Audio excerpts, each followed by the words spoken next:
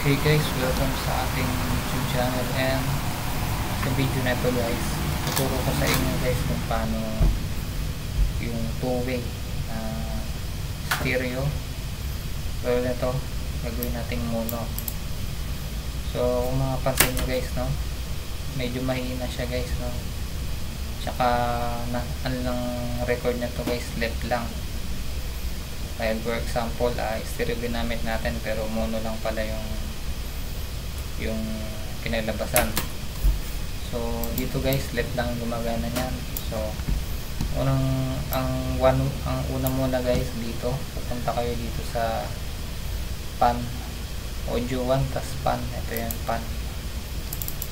And guys, click nyo yan. Tapos dito sa sa spread, ipipihitin nyo yan, no guys, papunta ganon. Yan. So yan ang option 1 dyan guys, mono na yan guys. Kaya po kung makita nyo guys, medyo lumaki yung nya, no, yung graph nya. Ayan.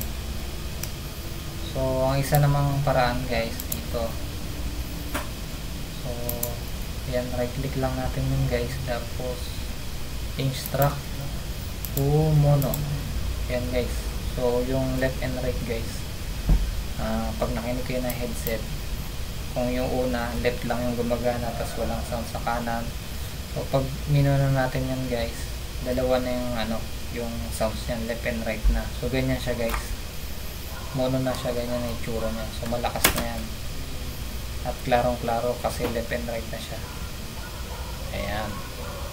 So yun, short video, ganun lang guys yung natin, yung tutorial natin yan. Thank you guys.